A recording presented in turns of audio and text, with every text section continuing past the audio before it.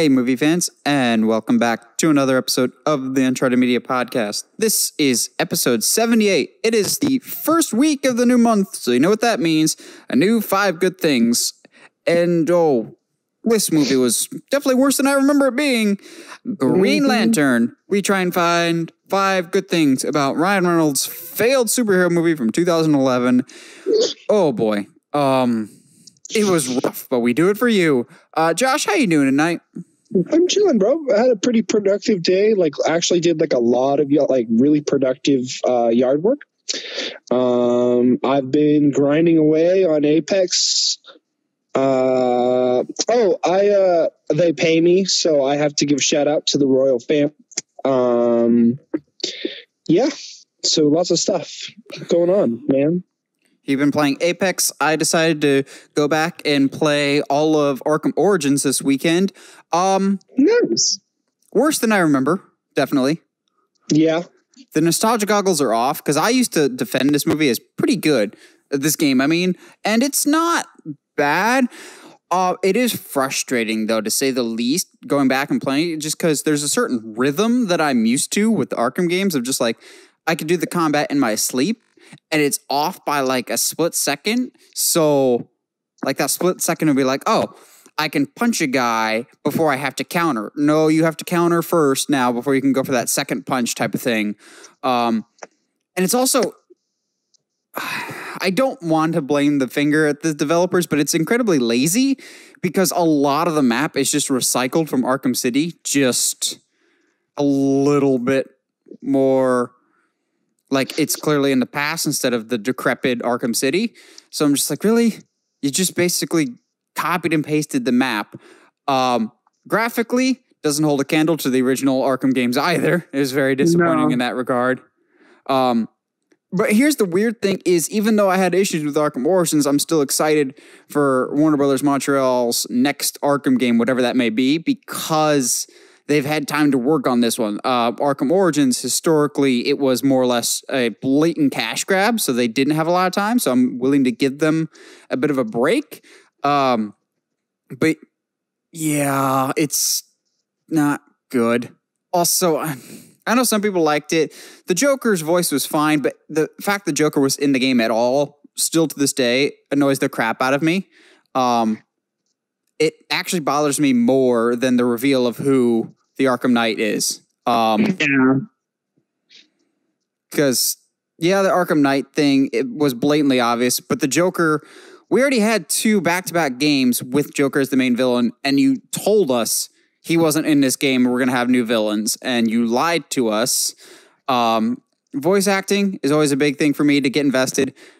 Didn't really dig the voice acting for Batman in this game. And also, Batman's kind of a jerk for 90% of it, and I just could not get behind it. So, Arkham Origins not as good as I remembered it being. Yeah. Much like something else we dealt with this week. Well, Arkham Origins isn't that bad. Josh, I know.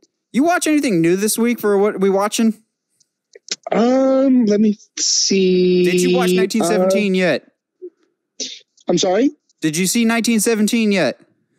No, but we watched... what did we watch? We watched something recently. No, I don't remember. It was something... What did my dad and I watch the other day? I don't remember. We're keeping up with Oak Island and Swamp People and Forged in the Fire. It was really cool. Watched the episode of Forged in the Fire where the 2 guys at the end they go. So the way that the show works, they have 2 rounds of four blacksmiths, and they have to make a knife. The winner of those 2 rounds go to their home forges and then forge a blade from history. One of the most recent episodes was the Amigo Montoya sword. So it's the Spanish rapier. It was really, really cool. But yeah. I don't know why. It's just the most random thought in my head when you're just my dad and I have been watching something. I don't know why, but the first thing that popped in my head is, I bet they watch Shaolin Soccer. No, I'm the only martial arts nerd, movie nerd in my family. I don't know why that movie popped in my head, but I'm like, that's a movie. Yeah, it is. I have been watching a lot of like gaming tournaments and stuff like that. What was I was going to say that I've been watching something. I can't remember now. What have you been watching? Since it dropped on Disney Plus on Friday, I figured, why not? I'll spend a little time watching it. I watched Onward with Heather. I can't say I recommend it. It's unfortunately probably the most generic movie I've seen in a long time. It's fine by most people's standards, but by Pixar standard, it's pretty subpar. Okay, I mean, like that's unfortunate because the trailers actually, like the later trailers, kind of made it feel like it was going to be something not necessarily fresh, but kind of something we hadn't explored yet. Yeah, and there's quite a few times that it like blatantly either acknowledges or straight up rips off movies that you would rather be watching at that point. So like Shrek was supposed to be a parody of old Disney movies. This kind of feels like it tried to poke fun at Shrek in the same way that Shrek originally poked fun of Disney, except not successfully. Yeah. Also, this is my tinfoil hat conspiracy theory. I don't think Chris Pratt's character was originally intended for him. I think it was supposed to go to Jack Black. I can see that. Because the character in the movie, oh my gosh, it would have been so much more perfect for Jack Black's character. Yeah. Of a bum older brother that loves rock and roll music and D&D. Yeah. Whose design already looks suspiciously like Jack Black. It really does. And more or less kind of is Jack Black and Tenacious D. Okay, I can see that. Like, they're fine, but I feel like Disney kind of was like, okay, we have Tom Holland and Chris Pratt doing really, really well in interviews together. How can we get them in a movie together? I don't know. Like, their potential was there. And I'm sure it's great for some people. To me, I thought it was just really, really generic. Not good, not bad, but I'm not going to remember this movie next week. Yeah, that's tough, man. That's tough. Like, not Pixar's worst, but not one I'm going to write home to. Which is unfortunately Pixar lately. It is, except on like the really like metaphysical movies, like Inside Out was fantastic. It still looks promising whenever that ends up coming out. Yeah, no, that's my point. Is like it's weird. Like they've kind of forgotten how to tell stories ish, but like at the same time they're telling really interesting, unique stories with things like Inside Out and Soul. It's more or less everything is the same. What if your emotions had feelings? What if your soul had feelings? What if your toys had feelings? What if your cars had feelings? Yeah, it's the same stuff all over again, man. But I mean, not to say that I don't like it. Like some stuff still is excellent, but the quality isn't still to the same. And maybe we're looking at it with nostalgia goggles, but I don't think we are. If you compare the early Pixar to now, it's not the same. No, it doesn't. I don't know what changes have been made behind the scenes, but it definitely doesn't. Nothing feels the same. Yeah. Get Brad Bird to do another Pixar movie that isn't Incredibles 2, please. Poor guy. I felt even like Incredibles 2 is just fine. Well, here's the thing. I think people were clamoring for it for so long, and Brad, for the longest time, said, I will not do an Incredibles 2 unless there's a story I really like. But it felt like somebody pitched somebody in Disney a story that they really liked, and they're like, all right, Brad, here you go. Yeah, and maybe it's my inner fan going, I had the better story idea. I still say to this day that the idea that they should have gone with is time passes instead of, It takes place immediately after the first one, and then they don't follow up on the Underminer whatsoever. It takes place in real time, so they're all grown up, and Jack is the villain because he single-handedly could take down the whole family. So what if in his angsty teen years, some supervillain sways him to the dark side temporarily? Yeah. See, and I wanted to see everyone grow up, like see what Violet would grow up into. Well, how would her powers mature with her if they did at all, you know? Well, we can't get nice things. No, we can't. Right, because right now, everything gets delayed. Yep, absolutely. You want to start on this list, my man? Yeah, so let's start with the negative because there is actually some positives in terms of the coronavirus impacting the world. It's tough right now, but I think we're starting to get to the point where we're climbing up the hill that we might possibly see the light at the end of the tunnel. Maybe. It just information is kind of all over the place, not just in the film world, but in general of, okay, when can we expect this thing to finally be done? But the movie world is kind of bracing for that as well.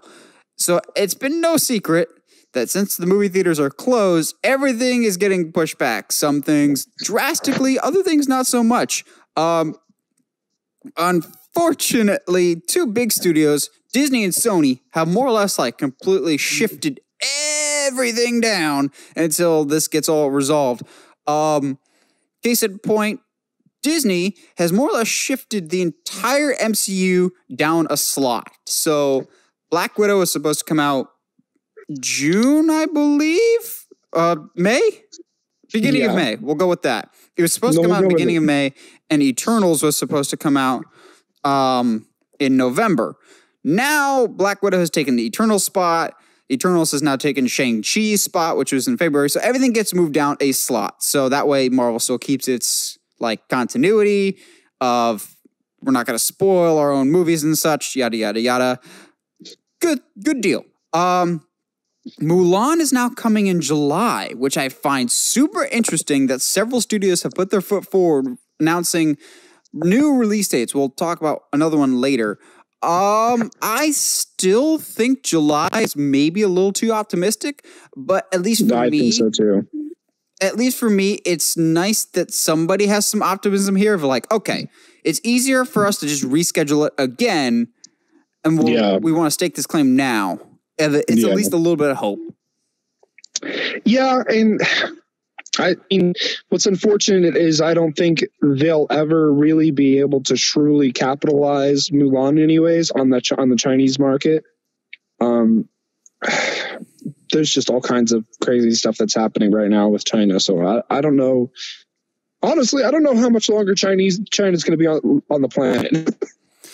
Well, I wasn't going to talk about it today, but talk about not being on the planet anymore. When we all come out of this awful situation that we're in right now, we might not have AMC theaters because analysts are already projecting that the movie theaters themselves are taking a big hit, and AMC, who is undergoing a massive expansion right now, so they were already kind of in debt to recoup like some of their money with AMC A-List, which is like their subscription service. They're renovating a whole bunch of their theaters. They picked the wrong time to do that, essentially. So when we come out of this, there might not be AMC theaters opening up again when we are allowed to go back outside, which is just nuts to me. That's crazy. I mean, yeah. Which I'm not going to lie. This sounds horrible, but this next part of the Disney lineup and story kind of made me laugh out loud and immediately made me think of Josh. So everything gets shifted down. Black Widow gets shifted down. The entire MCU got shifted down. Mulan gets shifted to a different release date. Everything's getting shifted down to a later date. Well, what happens when those meet up with movies that already were going to be released in 2021? Well, something had to give, and some places had to get the boot. Looking at you, Artemis Fowl. Artemis Fowl will no longer even be getting a theatrical release. It is going straight to Disney Plus at a later date. I laughed out loud seeing this. It feels like they are legitimately just like, well, I feel like we're going to lose our money on this anyway, so we might as well just send it to Disney Plus. Artemis Fowl could open in theaters tomorrow and make the same amount of money that it would have. Jeez. Because we've talked about it on the show. I know you're a huge fan of the material growing up. Those trailers looked like straight garbage. Yeah. I mean, but hey, I mean, at least if it is garbage, we have content for another 5 good things. Yeah. Which, like, I'm sure there's already a treasure trove of stuff on Disney Plus that we could delve into for 5 good things, A Wrinkle in Time. Oof. But Disney's not the only major studio being affected by these delays. I think this is Sony. I forget who these are, but thankfully, 2 big release dates are still within the 2020 frame. At least one of these movies I was looking forward to. A Quiet Place 2 has moved from its March 27th date, which is already past us, to September 4th, which I think is a much more reasonable release date. I think, yes, we could be back in theaters by September, which, this made me happy of just like, okay, we will still theoretically, assuming everything goes right and the world can be set in place again by August, we could still see A Quiet Place in September, the movie that I desperately need to see this year. And Top Gun Maverick has been moving from its summer release to December 23rd. Fine. Okay. Yeah. I don't remember there being a really big trailer for this film yet. So there was, I don't love the original. I think it's fine. I don't quite get the appeal of the movie. Yeah, I don't either. Because it's also not like it's not like Tom needs something to do. Well, he's still hard at work on Mission Impossible 7, actually. That's crazy to me. Like, they're not filming, but they're more or less practicing with what they can do right now. That way, when the cameras are allowed to roll again, they can just jump right back into it. Yeah. I don't know. Top Gun to me doesn't seem like a Christmas release, but I think we're getting into that situation of studios have to release it at some point, or else they're going to bump themselves into movies that they already had planned for later dates. Yeah, it's gonna be weird, man. All kind of this is changing everything. Like I don't think we will actually really recover from this in every way, shape, or form for years to come. Oh no! So it's absolutely gonna be not. weird. This is going to have long-term ripple effects on a lot of different things. Whether they want to admit it or not, there's a very good chance this could kill the wrestling industry, which we love so much. Yes. And a lot of live entertainment could be seriously damaged for years to come because of it. Yeah, because nobody really knows when we're going to be able to leave the house. So yeah. But we're not done with delays and other COVID-19 related news. I don't normally feel bad for Sony because I think their management is completely inept. Tom Rothman, I think, is one of the biggest bumbling idiots in all of Hollywood. But I genuinely feel bad for Sony right now, and I'm actually kind of frustrated because not one but 2 of their biggest releases that were supposed to come out this year have now been pushed back to March 2021. So we're going to have to wait a really long time to see both Morbius and Ghostbusters Afterlife, one of which was actually one of my most anticipated movies of the year. I was really digging that first Ghostbusters trailer, and I was really looking forward to it. And now we have to wait basically a year. Yeah, which is... I'm sad. You know what's going to be crazy? And I just had this thought, which is kind of sad. But how nuts would it be if these movies are slated to come out, and then somebody that's in these movies dies from the virus? I don't want to think about that. Oh my gosh. But it's talking about something that finally got out of development hell is with Uncharted. It's being this movie is so cursed you can't tell me otherwise. So what Josh is talking about is Uncharted, the movie that has, like he said, been in development hell forever. Finally had its cast with Tom Holland, Mark Wahlberg, etc. Antonio Banderas, more than likely as the villain, they had already started principal photography, and Tom Holland had showed up for his day one of filming, which means if he was showing up, then that means they were already rolling cameras because you can do stuff without your main actor. They had already started principal photography when Tom Holland showed up for day one of filming, when they had to postpone production due to the virus. Come on! It's just, there's so much like shoulder shrugging and going, well, that's unfortunate. Like, I'm not surprised, but at the same time, missed it by that much. Yep. And like, okay, now that the entire MCU has been slotted down, I thought with production being delayed on this, it might kill the project entirely because they need to film Spider-Man. Well, now Spider-Man more than likely has been delayed as well because it needs to fit within a certain time frame of MCU movies, I'm sure. Weird side note, though, with the Sony announcements, Morbius has been delayed. Venom 2 has not, though.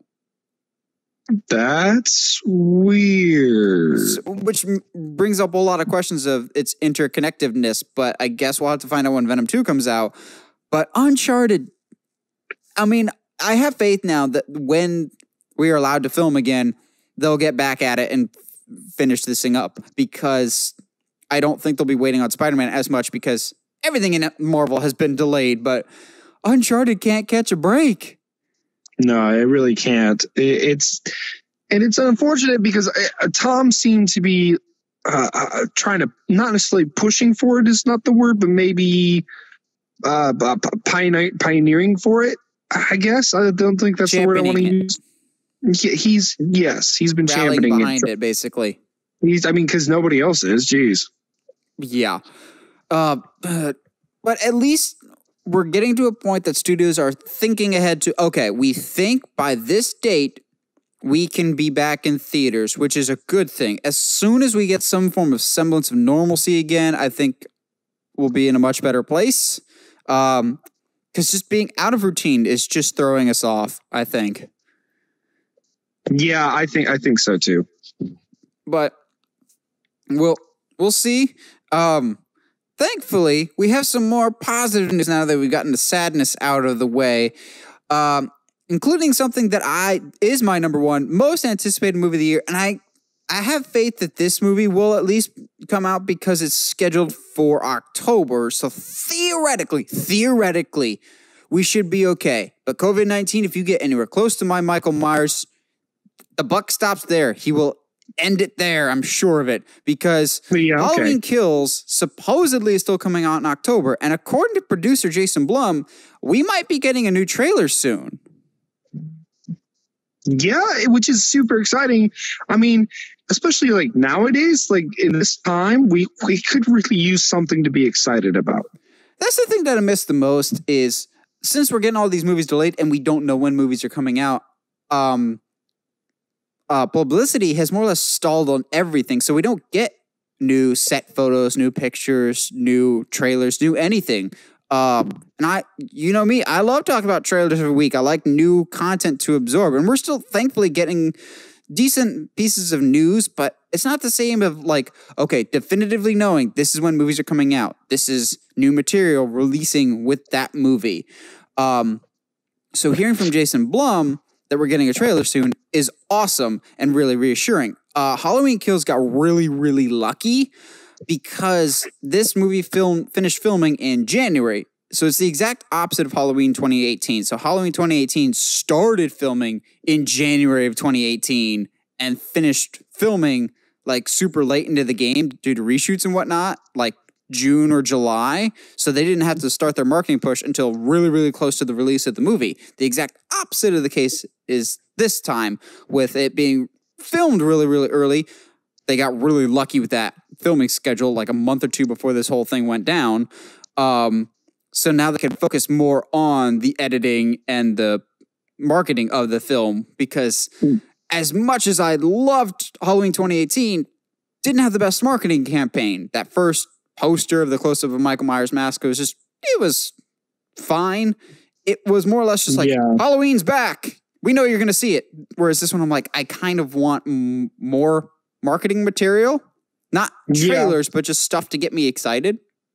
Yeah, which is fair. I mean, and especially now, again, in this time we're in, that if you really want to hype a movie up for a time in which everyone's going to need to get out of the house and be entertained by something, regardless if it's a scary movie or not, marketing is exactly how you're going to get people hyped. And I actually think it helps that this movie is a scary movie, because if you look at film history, horror movies have done specifically well in times of great turmoil in the countries that they're airing in. Yes. Horror typically reflects the fears of society at large. So while Michael Myers isn't really an allegory for viruses or anything, people still latch onto horror when times are scary, because in a horror movie, you can walk out of it and go home. Yes. Theoretically. I'm not sure I ever actually walked out of the theater for The Lighthouse. But joke's on you. You're still there. I mean, at least those are comfortable seats. It's like Get Out, except just with The Lighthouse, I'm still just transfixed watching that movie. I'm Robert Pattinson at the end. That movie made me so uncomfortable. Good. But I'm excited for Halloween Kills. It's easily my most anticipated movie of the year. I kind of have an idea of where the story will go, but the fact that I don't, and this is coming from a diehard Halloween fan, makes me excited. But I will say, though, Halloween Kills is not the most exciting Jamie Lee Curtis related news that we have this week. Correct. I'm not going to lie. This is my favorite news topic that we get to talk about this week by far. I mean, so The Mandalorian season 2 is quickly becoming one of the most must-see Star Wars events coming up here soon. Not just Star Wars, must-see TV events. Yes. Here's the thing. I don't know. I've been trying to confirm it, but I don't know if they've yet to actually confirm that Ahsoka is going to be in it yet. Yeah, I don't think we've had any official casting information at all. Yes, because I keep seeing articles that are like, Ahsoka has been cast, blah, blah, blah, blah, and nothing's been confirmed yet. So it's kind of weird, which makes it even more exciting when Jamie Lee Curtis, his name is being thrown around to being attached to Mandalorian season 2. Oh, that just, I know a lot of people are excited for Ahsoka, and I think that's really cool. I never really got into Clone Wars, so I don't have that connection to Ahsoka. I know who she was, and then when I saw in Rebels, I was like, oh yeah, that's Ahsoka. I know her from things, but I don't have that emotional connection that people have that watch Clone Wars, so I didn't get super amped. I more or less was just like, yeah, makes sense. Dave Filoni would probably want to bring his prized possession. Whereas on the flip side, Jamie Lee Curtis is just one of my favorites. And as soon as you mentioned her and Mandalorian, my ears immediately perked up going, yes. Because while she's never been the biggest name movie star, I've always really enjoyed Jamie Lee Curtis's work. And I'm sure a big part of that is my bias with the Halloween franchise and how great she's been throughout almost all of her run. She phoned it in for Halloween Resurrection, but I do not blame her in the slightest for that. But I feel like as an actress, at times, she can get kind of overlooked just because she might not have been the biggest name, but she was phenomenal in Knives Out. No, incredible. So that's going to bring my question here. Who or what do you think she should be? Villain. Imperial officer. Okay, I'm down with that. I was going to say, what's his name? Not doing Gus from Breaking Bad at the end of season 1. He reports to her. Ooh. What would be cool too is if, and this is just me again, I think we're both pulling stuff out of our butts here, but what would be interesting is if they figured out a way for her to our Mandalorian to chase her because she's a serial killer in some way, shape, or fashion. It doesn't really fit chronologically because this is what, 5 years after Return of the Jedi? Yeah.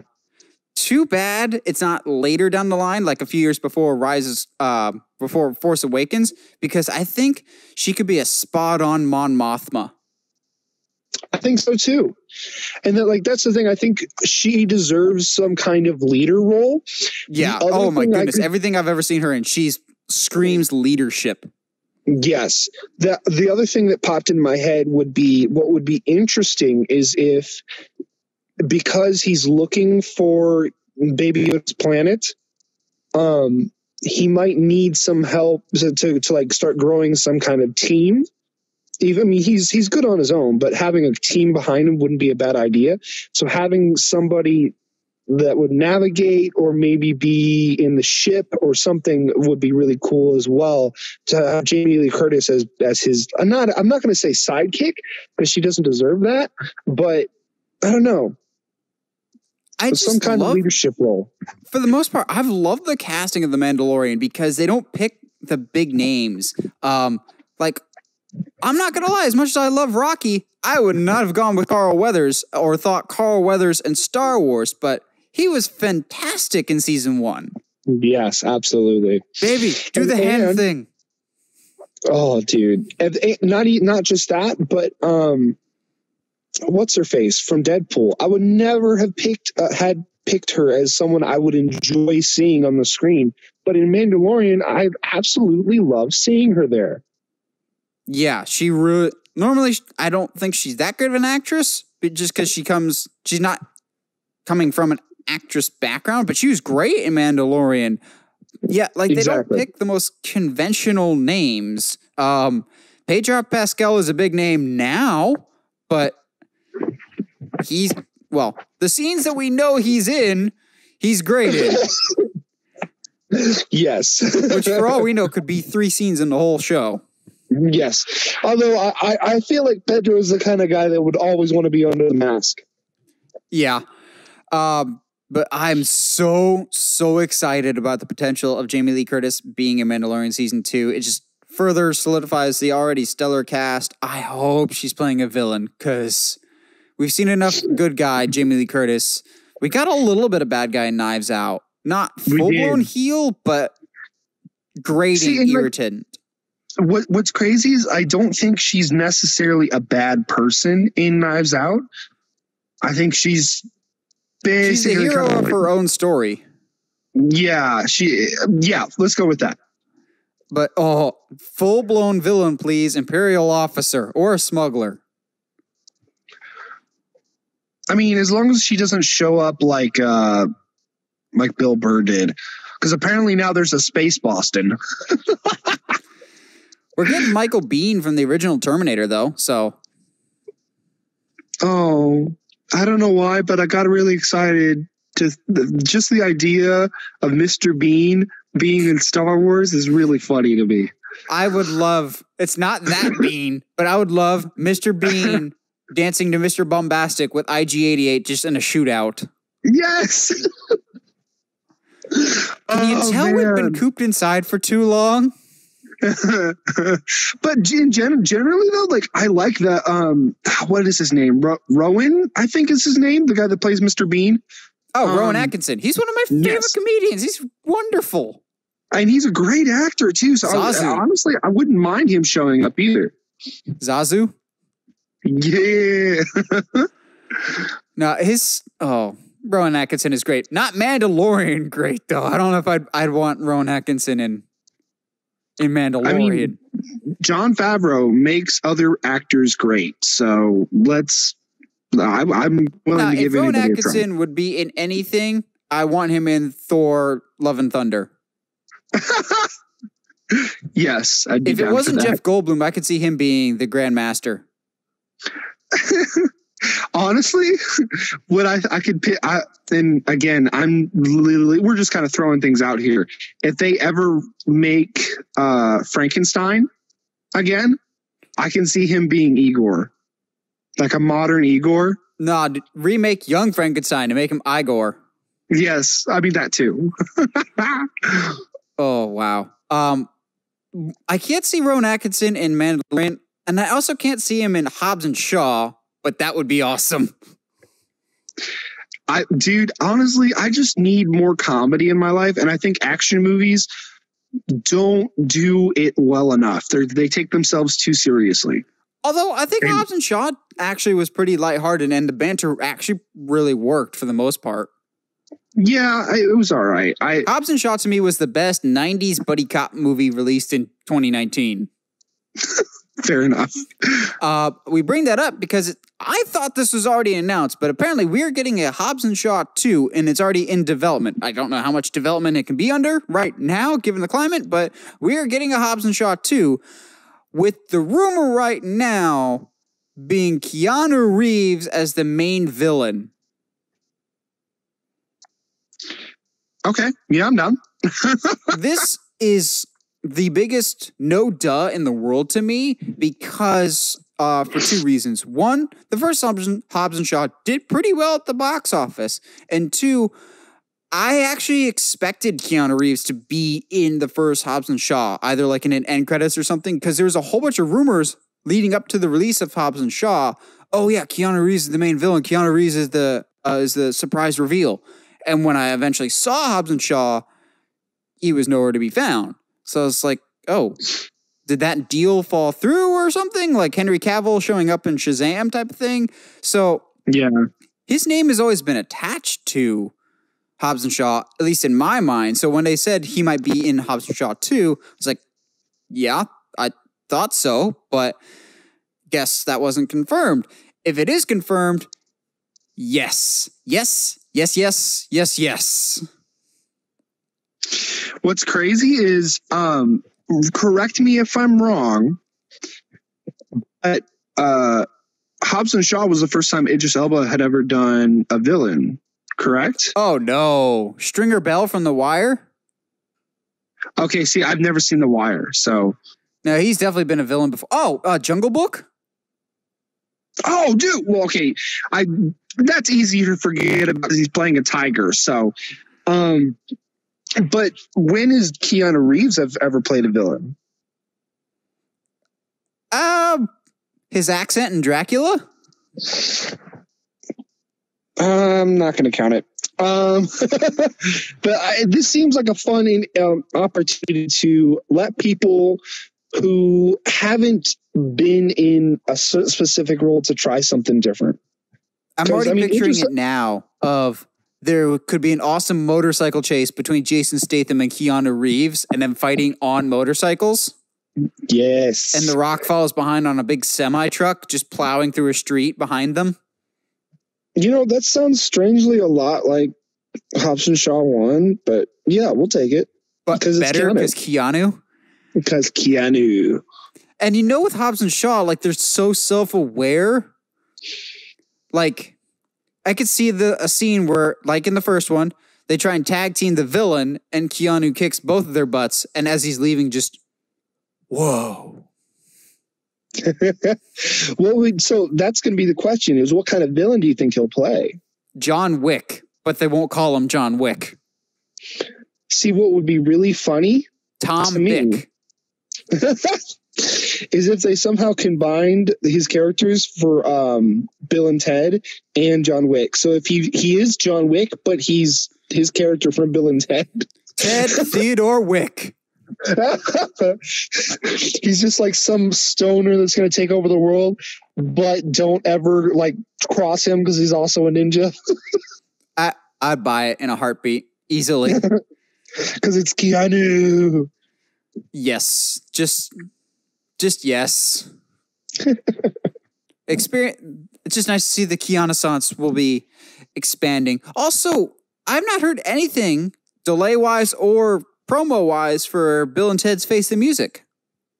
Same. I also haven't heard anything for John Wick 4. That hasn't started filming. That's why. Okay. That's supposed to be next year with Matrix. Wait, they're still doing the Matrix thing? Yeah. That's supposed. Did you not hear? Matrix 4 is supposed to come out the same day as John Wick 4. It's Keanu Day. Oh. Oh. To which everyone's going, quick, put Bill and Ted 4 in production real quick so we can have them all come on the same day. Oh. It's a Keanu triple header. But no, Bill and Ted's, as far as I know, is still coming out in August, but we haven't had any promo material, not even like a poster or trailer or news of a delay. But then again, it's not the type of movie that I see having a heavy ad campaign. Yeah. I also think they might be holding just in case because they don't want to release stuff and then be like, we're moving it back. Yeah, I could definitely see that. There's a lot of variables up in the air right now. A lot of hurry up and wait. Yeah. Speaking of up in the air right now, Titans has been renewed for season 3, which off the bat, it has to be better than season 2. And this is coming from a defender of the show, but season 2 is hot garbage, that there's only one reason worth watching that show, and that was the development of Nightwing. And they knew that was the only thing worth watching because they dragged that whole arc out through the whole season because they had no other new material for DC Universe, and they knew they would lose a lot of subscribers. But now that my little rant is over with that, we are getting season 3 of Titans, and we may be getting a new expanded cast, as the producers of the show have said that Barbara Gordon will be showing up on Titans season 3, and we won't have to wait long. Apparently, she'll be in the very first episode of season 3. Now, they didn't specify, though, if she will be Batgirl or if she will be Oracle. Josh, are you excited for Barbara Gordon showing up in Titans season 3? And is that something that would actually get you to watch Titans again? I don't know.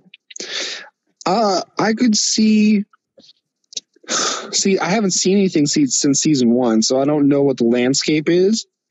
But if they are, from what I heard from you, if they are, operating out of an apartment or whatever, maybe they need someone running the computers for their missions and stuff. So Oracle to me would make sense. I don't know if it'll get me to watch the show, but So what I've heard is season 3 will be more like traditional Titans comics and be a little bit more lighthearted in its tone, which is probably what the show needs at this point. I think them turning Dick into Nightwing could be a catalyst for turning the team and the show in a better direction. I don't think darkness was the issue for the show. I think it was the melodrama and the representation of certain characters. We're still 2 seasons in, and a lot of the characters really don't look or even feel like their comic book counterparts. Still to this day, Beast Boy has only turned into a tiger. That's it. That's weird. He isn't really Beast Boy. A lot of the characters really aren't or don't feel like their comic book counterparts. And so from reports that I've heard, they can't really confirm or deny that they're kind of going with more of a lighthearted tone, which I think the show really, really needs. While you were talking, it got me brainstorming, which is always dangerous. What if she is their tech person, but she's still like the Batgirl persona, and we get kind of the Killing Joke, but Titan's version of the Killing Joke? Okay. Of like, she's at Titan's tower one night, just manning the computers while the team's doing stuff, and she's the eyes in the sky when she gets shot at the Titan's tower. That's interesting. And makes her become Oracle. That would be... So she's no longer alone at her apartment when she's attacked by Joker, but now it happened at Titan's own place. So it's kind of on the Titan. It's kind of the Titan's fault. That would be wild. I mean, it would maybe, and that could create some a rift between Batman and Nightwing even more, because like he can blame Nightwing for that and stuff like that. And they already might be on rocky roads, because I still think they're setting the table up for Jason to die at some point, maybe season 3 or season 4. Ooh. Bring would be on all the death interesting. and destruction in Titans. And the T-Tower, please. Bring on the T-Tower. Or maybe that's Barba shows up and goes, hey, Wayne, Batman's decided to help to support y'all. So here, we built y'all the knowing how building. the show operates, the season 3 will just open with them in the classic Titans Tower, and it will not be explained at all. Because they retcon a whole bunch of stuff without ever acknowledging it. Like, someone pointed it out to me, and I can't unsee it, of, hey, remember in the first episode how Dick Grayson's a detective? Where did that go? He just kind of, I thought he just kind of left one day. He did. But then in season 2, he gets thrown in jail through stupid stuff. And I figured, okay, some of these people are probably people that he put away in prison. Nope, it's never mentioned again that he was ever a detective. That's weird. Like, there's a whole bunch of stuff from season 2. They're just like, wait, that contradicts stuff from season 1. That's really unfortunate too, because I actually really liked that angle. Yeah, season 2 is weird. I'm glad it's behind us. I like the Nightwing transformation, even if they purposely dragged it out so they could keep subscribers. I'm sure of it. But it's behind us. Unfortunately, what's behind us is not as dangerous as what lies ahead with our 5 good things. But before we get there, Josh, who's our sponsor this week? Oh, man. Let's do Scott's Weed and Feed, because it's giving me something to do. Well, okay then. Yeah. What color is that, I'm assuming? Green. Yeah, there it is. Okay, I was really hoping it was green. If not, that whole segment would have fallen apart. But speaking of green, we're talking about the trash today. That is Ryan Reynolds' Green Lantern. Which, foreshadowing for later, I'm sure, as much as he makes fun of this movie and bags on it, Ryan Reynolds is not the problem with this movie. It's really not. And what's really funny is you and I have always said it's not as bad as everybody makes it. It's not as bad as everybody makes it. Oh, no, it's as bad as everyone makes it. Yep, no, it's absolute trash. Oh, man. Like, I said going into this to Josh, I was just like, it's like Spider-Man 3. It's not great, but it's not as bad as people make it out to be. Oh, no, I missed Spider-Man 3 after this. Yeah, I will dare even say I might be okay with watching Amazing Spider-Man 2 over this. Yes, because Amazing Spider-Man 2, at least at times, has some good CGI. Like, okay, whose idiotic decision was it to CGI the entire suit? So here's the thing. And look like a fish. My biggest issue is not that they CGI the suit. Of course, you need CGI for the constructs that he makes. That's of course. But normally you build a physical suit for the CGI to more or less jump off of. Like, almost every cape you see in movies nowadays is CGI. That's totally fine, but it's placed on a practical suit.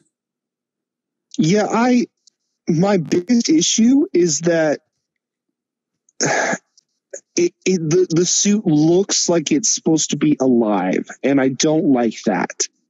Yeah, it's very distracting. Green Lantern met a green version of Venom. It just looked weird. Like whenever his chest would flex, all the weird ribbons would move, and it was just really, really weird. Distracting. And maybe you can clarify for me, being more of the Green Lantern fan for me. But twice he has to recharge his ring in this movie, and neither time does he say the oath while charging the ring. He just kind of like taps the ring against the lantern and be like, "Yep, it's charged." No, the dying alien man literally told you to charge it. You have to say the oath while you're holding it. At both times, it's like, okay, it's charged now. So, from my understanding of what I've read, to charge it, you can just tap it. But I thought you had to say the oath with it. Yeah, so saying the oath in the beginning, at least definitely in the film, saying the oath is technically him accepting the position. It's weird. It's not. It's very, very weird. The rules are inconsistent. There's a lot of things in this film that are just they're right, but they're not quite right. Yeah. Also, before we get into positives, one last nitpick. This is some of the names that are in this movie. I'm going, okay, did you take this to put your kids through college? Like Tim Robbins from Shawshank Redemption, for some reason, is in this movie. Yes. And Angela Bassett. Like, these are big, prestigious actors. Yeah. At least one of the actors in this movie will be getting their redemption with Matt Reeves' Batman movie. Oh? Hector Hammond, Peter Skarsgård, is the district attorney in the Batman. Yes. Yeah. And I'll be honest. I thought it looked familiar. What's great is Hector Hammond is in a completely separate movie in this movie. I don't know what the heck he's doing. But see, there's time, but he's we'll god get awful to in it. this movie. There's one specific time that I do like him in this film. No, I think he's one of the worst supervillain performances in any comic book movie. But I think it's because he's not he a knew the supervillain. movie was bad and was just like, I'm gonna ham this stuff up real bad. Yeah. Okay. It's hard because he's not a supervillain. He doesn't necessarily. He can play villain great though. Did you ever see Magnificent Seven? Yeah, no. I'm not doubting his ability. Like, the character that he's playing doesn't make sense either. Yeah. Well, our job today is not to rag on this movie any more than people already have. We're trying to find the positives here. I found 4 really, really easily, actually. It was that stupid 5th one that gave me some issues. Josh, were you able to find 5? And if so, what's your number 5? It was tougher than I imagined. My number 5 is right off the bat. It's more of an Easter egg, but it was something that I appreciated and that it put an idea in my head that I really enjoyed. So when they're in the opening, kind of dogfight, they're saying each other's call signs, and Blake Lively's character's call sign is Sapphire. It's also on the side of her plane. Yep. Yeah, I didn't. Yeah, but the symbol with the name is also like Sapphire's symbol. Yep, I remember that the first time I saw it. I was like, "Oh!" I don't know why I didn't catch it before, but I did. I caught it this time, and I really liked the idea of, if this had done well, if this was a good movie, the next one would have been Sapphire turning on Hal. Oh, it's not one of my 5, but I will say there's at least some fun comic book Easter eggs in the movie scattered throughout. Oh, absolutely. Like when he goes to his nephew's birthday party and he replaces the jet hanging in the air, he replaces an invisible jet. Okay, I wasn't sure if that's what that was supposed to be. Yeah. But I was like, that looks exactly like Wonder Woman's jet. Yep, I think that was supposed to be Wonder Woman's invisible jet. Mm-hmm. How do you feel about, despite her not being around a lot, how do you feel about this movie's Amanda Waller? Yeah. I think the actress is trying her best, but it never felt like Amanda Waller to me. And to her credit, she wasn't really given much to do. It felt more like a scientist, which is not really what Amanda Waller was. I was never afraid of this movie's version of Amanda Waller, which you're supposed to be like, Batman at times doesn't want to confront Amanda Waller. Yeah, exactly.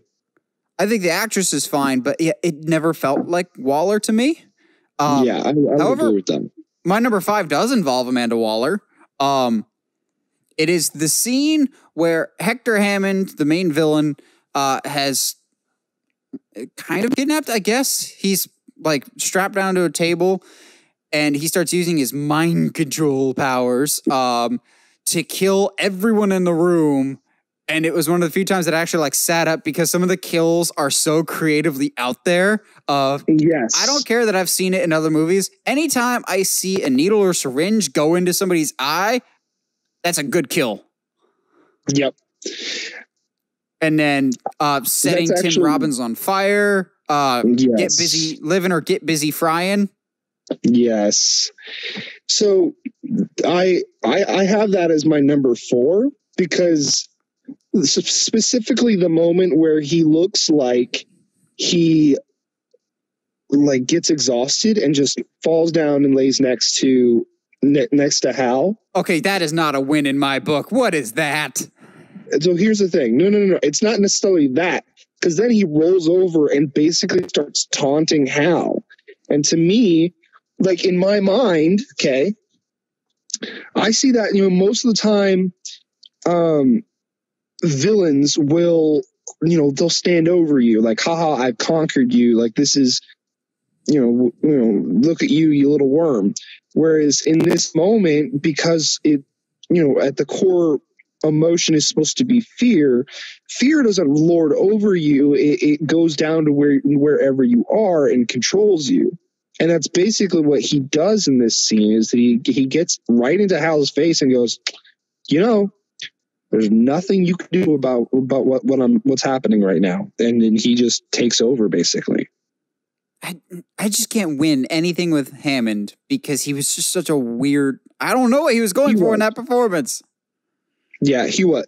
Don't get me wrong. I don't like him for the rest of the movie, but there was, and maybe it's the wrestler part of me that like saw the psychological part of that I enjoyed it a little bit, but like that scene specifically, I did enjoy that. Fair enough. Number 4 has nothing to do with Earth or any of the human characters. It is when we are on the planet Oa, the homeworld of the Green Lantern Corps, and all the Green Lanterns are gathered together. I actually really enjoyed, as bad as the CGI is in that scene, a lot of the unique creature designs on Oa. I'll give you that as well. Yeah, like I wanted to spend more time with the other lanterns instead of the humans because, yeah.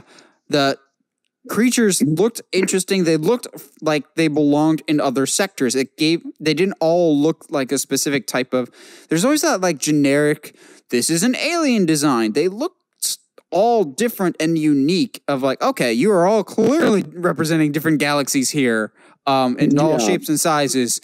And I thought that was really, really cool. Just again, CGI was terrible.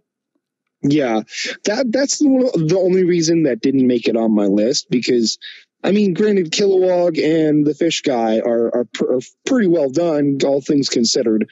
But it's just in general, the CGI is just so tough to watch.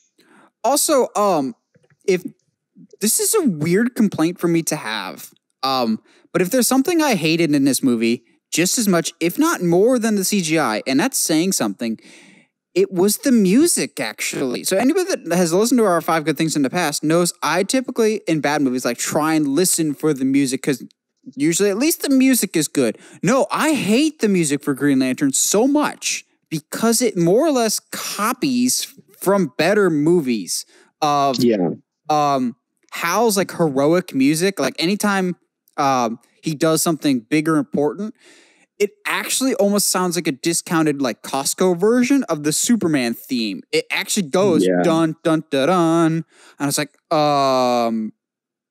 no. Which is frustrating because the guy that did the music for Green Lantern did the music for The Dark Knight. Yeah, the music is really awful. Tough. It's really tough. They do try to do a good job of trying to at least put the music in the right spots and let the quiet moments breathe for the most part.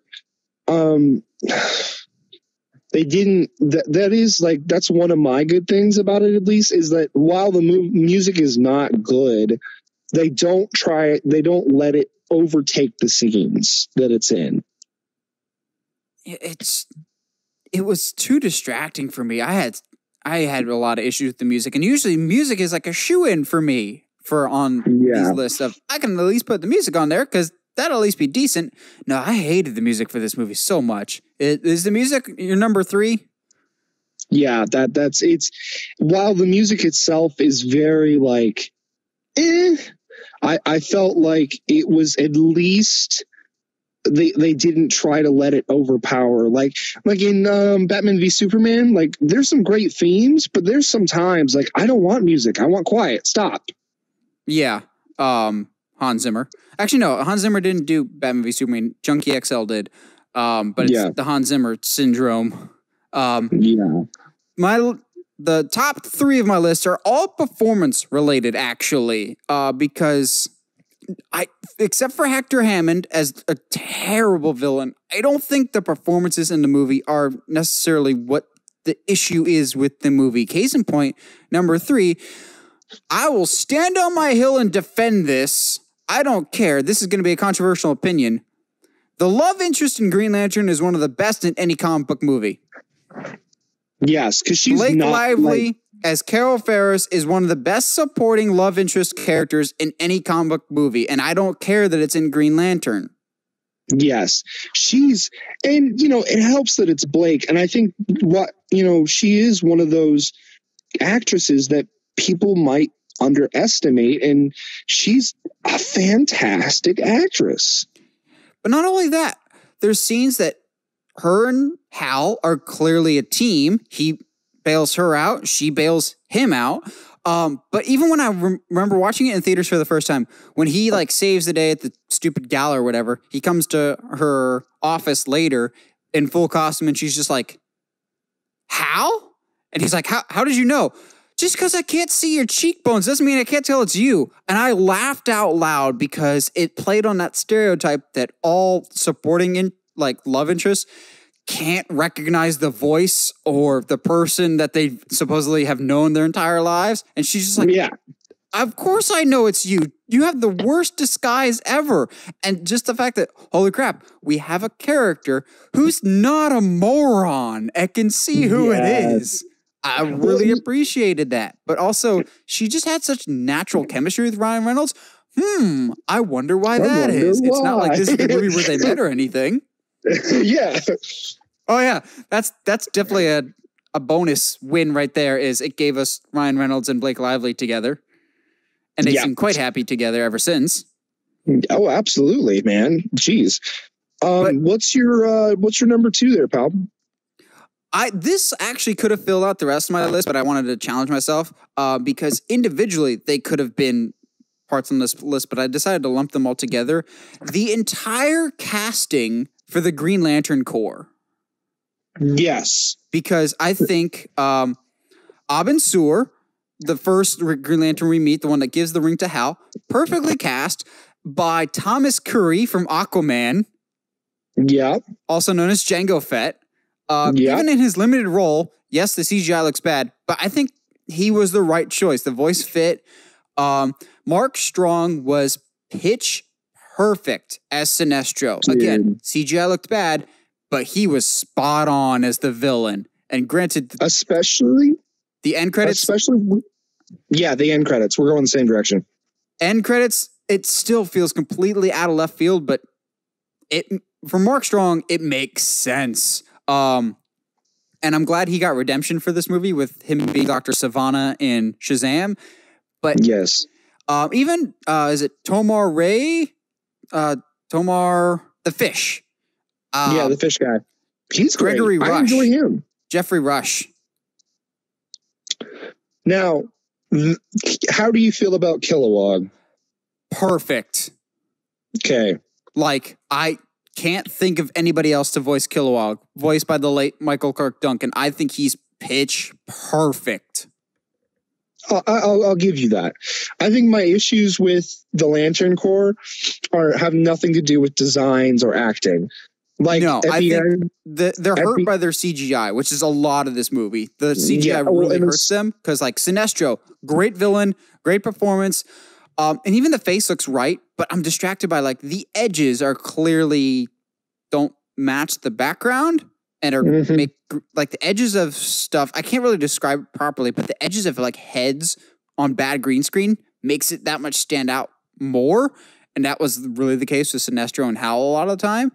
I don't think CGI did these characters any favors, but I think who they got to play the specific roles, they were absolutely 100% right on. I would agree. Do you? I went back and forth about my number one. What's your number two? My number two is Mark. Mark is perfect as Sinestro, and honestly, I would have loved to see him come back as Sinestro eventually down the road. But as bad as Green Lantern is, I am disappointed that we never got Mark Strong as Sinestro. Exactly, like now Yellow Lantern Sinestro. Yeah, which is to me the reason that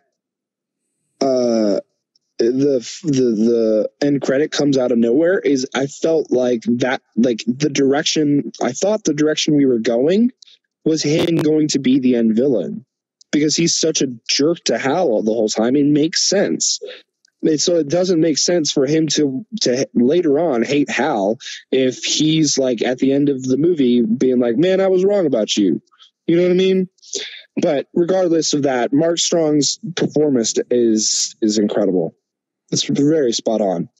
Yeah. What's your number one, though? It's got to be Hal. Yep. I'm in the same boat as you. Mark Strong is a good performance, but as much as he makes fun of this, Ryan Reynolds is still, to me, spot casting for Hal Jordan, and he's really good in the movie. He is. His acting is fantastic. Despite the bad CGI, I believe his performances. I think the only thing that plays against him is that Deadpool is now a thing. And so you can kind of see Ryan does kind of play the same kinds of characters, but that didn't for me distract from the fact that he's a really good Hal Jordan. Yeah, and I know like Honest Trailers and some other online critics are always just like, he's basically just playing the same character as Van Wilder. I'm like, yes, that's Hal Jordan. Hal Jordan is irresponsible and idiotic and cocky. It just works. He's basically Ryan Reynolds type, but that's Hal Jordan. Exactly. The only thing I think I would have changed would be maybe have him a bit more bulky on top, but this was technically his first outing, quote unquote, so like, and he was a fighter pilot before this, so I'm not going to fight that one. Which it's funny, as we're watching it, Heather's just like, why do famous people sign up for such bad movies? And I was like, I think it's because Ryan Reynolds is a fan and understands the potential that this movie could have had. Yes, which is, I think, why he makes fun of it so hard. Yeah, because I feel like there's a lot of changes to the movie as production went on. But the frustrating thing for me as a comic book fan, and I'm sure for you, a big Green Lantern fan, is on paper, a Green Lantern movie should be a smash hit because... Much like a Superman movie. It's... I never think of Green Lantern as a Superman movie. I think of it as a buddy cop movie. Yeah. I think it could be similar, more like Star Wars and Superman, because with Green Lantern, it's a blank canvas. You can do anything. You could have more of a Star Wars feel to it, of like interspecies violence, or like planets versus planets. There's just epic scale to it. It's basically, you can create anything you want. There's a lot of possibility there. And even if you didn't want to go with Hal, there's a lot of possibilities with the lanterns themselves. And I was like, I see the potential here. And it sucks that this movie is so bad and made Warner Brothers so hesitant to bring the character back in at all. Yeah, absolutely. Which, like, if we get more Green Lantern, I know we're getting a Green Lantern series on HBO Max, but it's by the same person that did the Arrowverse, so I don't expect the highest of quality. But even in something like that, I don't think we'll get Hal Jordan again anytime soon, just because this movie left such a bad taste in people's mouths. But I don't think the source material is the issue. Yeah, the issue is definitely just because even though this movie is over 10 years old, it's tough it scared Warner Brothers enough. Yeah, and it's no movie that I can think of off the top of my head is the CGI a bigger problem and more distracting. Because if this movie had average to halfway decent CGI, I think we would think this movie is passable to forgettable and not one of the worst comic book movies ever. It's just that CGI is so killer. Like we've been saying, it's so distracting. That mask in particular, it's like, I told Heather, it's not even like it's photoshopped on. It's like somebody did Microsoft Paint. Well, and yeah, because it's not even the same color as the suit. It just stands out. They didn't add like any texture to it to make it look like an actual mask. But again, how hard would it have been to make a physical costume? Yeah, I don't know, dude. I'm wondering if they ever actually did have a physical costume for it and they just decided to go the CGI route. I mean, on one hand, I get it because technically the suit is a construct from the ring, and I like the idea that the ring puts the mask on, like it knows when his identity needs to be protected. But I just, I'm with you, dude. Like, have a physical base, or don't make it like you don't have to make the suit so. I'm not going to say shiny, but like light is coming off of it. It's like they put the wrong Photoshop blend mode on the layer. Yeah. Oh, like I don't know how to describe it. It's like, oh, you need to blend that a little better. Yeah, I mean, I know what you're talking about because you and I have kind of tampered with that kind of stuff. So but it's like, oh, come on. How did this make it to theaters? And there's always those like YouTube channels that like fix bad CGI. I kind of want them to tackle Green Lantern. Dude, I mean, the upsetting part is there's some stuff that I really like. I don't know what else to call them, but the chemtrails, the energy trails that come off of Hal when he's flying. Yeah, that I think is fine. That feels like Green Lantern. But it's just, and some of the constructs are like spot on. Or like I said, I still think Blake Lively is one of the best love interests in any comic book movie, but because it happened in Green Lantern, as soon as you say that, people will immediately discount you because it happened in Green Lantern, and clearly nothing good can come out of Green Lantern. Which they're not entirely wrong, but still, it's like it's Blake Lively, man. She's a great actress. Even though I've seen this movie a couple times, I will not ever get used to seeing her as brunette in this movie. No, it throws me. And I'm almost 100% sure there's a scene where you can obviously see that it's a wig. Yeah, it's still not the weirdest DC hair, Mara. Yeah, super weird. Well, that's assuming Mara even comes back. Is, we might never have to see Mara ever again. Yeah, thankfully.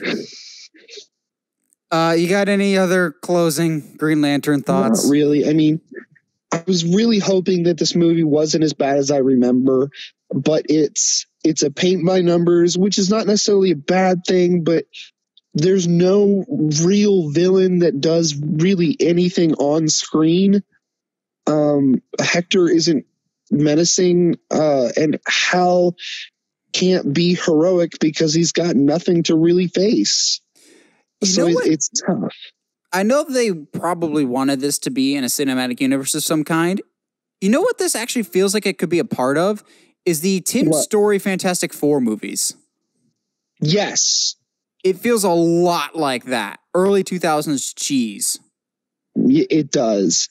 I think my biggest issue, and this is such a weird issue for me to have, but I mean, it would make sense, is at the end, Kilowog goes, "Can I train him or can I train them?" Yeah, he trained him for an afternoon. Yeah, if that. And I was like, what did you do? What are you talking about? But also that kind of makes sense with the character of Kilowog thinking he's hotter stuff than he actually is. Yes, but then again, on the same token, why didn't they train him more? Because they don't like him, because Earth people. He's human and he's not developed yet. Yeah, but Green Lantern is bad. worse than we Just- remember. But Yeah. have you guys seen Green Lantern? If not, don't watch it. But if you did, was there any positives that you saw in the movie? Let us know what it was like hearing from you guys. And as always, if you like what you hear and you want to hear more, subscribe to whatever audio platform you're listening to us on, whether that's iTunes, Spotify, Google Podcast, or YouTube. And if you haven't already, subscribe to us on the main YouTube channel at Uncharted Media. And as always, stay sharp, movie guys and gals.